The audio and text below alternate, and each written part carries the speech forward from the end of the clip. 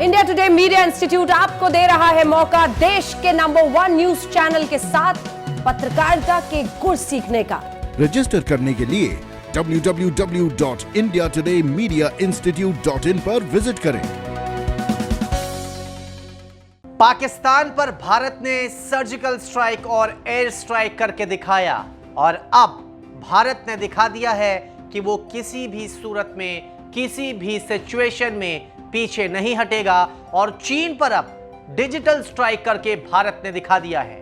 पहले 59 ऐप को बैन किया, फिर 47 बैन किया और अब जाकर 118 ऐप को बैन किया है। और इन ऐप्स के बैन होने के बाद चीन के पसीने आएंगे क्योंकि ये सारे ऐप चीनी हैं। तो सबसे पहले हम आपको यह बताते हैं कि अब तक कितने चीनी ऐप्स को भारत ने बैन किया है और इनमें बड़े बड़े नाम वाले ऐप्स कौन कौन से हैं। अब तक भारत ने 224 चीनी ऐप्स को बैन किया है और इसमें TikTok, PUBG, SHAREit, WeChat, UC browser, Shein, game of Sultan, LaMour जैसे बड़े ऐप्स भी शामिल हैं। इस बार जिन 118 ऐप्स को बैन किया गया है उसमें सबसे बड़ा अगर नाम है तो वो है पबजी का, क्योंकि पबजी काफी ज्यादा फेमस है, लोगों की जुबान पे ये चढ़ा हुआ है। इसलिए आपको हम बताते हैं पबजी के बारे में कुछ खास बातें। पबजी का पूरा नाम है प्लेयर अननोन्स बैटल ग्राउंड। ये गेमिंग ऐप है। मल्टीप्लेयर इस गेम से जुड़ते हैं। प्लेयर्स को दूसरी टीम के लोगों को मारना होता है। मारने के लिए हथियार गेम्स में ही अलग अलग स्पॉट पर होते हैं जिसे लूटना होता है। गेम जीतने वाले को चिकन डिनर का इनाम मिलता है। जब आप इस गेम में जीत हासिल करते हैं तो बड़े बड़े अक्षरों में लिखा आता है विनर विनर चिकन डिनर। लेकिन इस चिकन डिनर का यह मतलब नहीं है कि असली में आपको चिकन डिनर मिल रहा हो।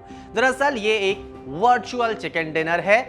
इसे आप आसान से भाषा में अगर समझें तो जो प्लेयर जीतता है उसे एक तरह से चिकन डिनर का बैच मिलता है और वो एक लेवल अप होता है, मतलब उनके पॉइंट्स बढ़ जाते हैं। चलिए इस गेम को बनाने वाली कंपनी के बारे में भी आपको हम कुछ बातें बताते हैं जो जाननी बहुत जरूरी है। चीन की सबसे बड़ी गेमिंग कंपनी टेंसेंट गेम ने पबजी को पेश किया था। गेम बनाने वाली कंपनी की कुछ फीसदी हिस्सेदारी भी खरीदी थी। प्ले स्टोर पर भी इस गेम का पब्लिशर टेंसेंट गेम्स ही है। इस गेम की लोकप्रियता का अंदाजा आप इसी से लगा सकते हैं कि इस गेम को 100 मिलियन यूजर्स ने अपने अपने फोन्स में डाउनलोड किया है और ये जो आंकड़ा है ये सिर्फ गूगल प्ले स्टोर का है।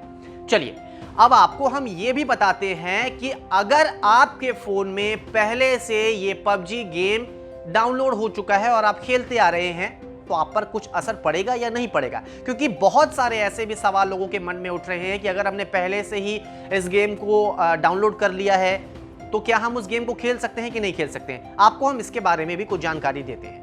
प्ले स्टोर और ऐप स्टोर से हटने के बाद भी ये फोन में काम करता रहेगा, लेकिन ये तब मुमकिन होगा अगर सरकार चाहे तो। किसी ऐप को ब्लॉक करने के कई तरीके होते हैं। अगर सरकार टेलीकॉम और इंटरनेट सर्विस प्रोवाइडर्स के लिए गाइडलाइन जारी करके ये ऐप ब्लॉक करा दे तो पबजी आप फोन में नहीं खेल पाएंगे अगर आपके पास ये डाउनलोड है तो भी।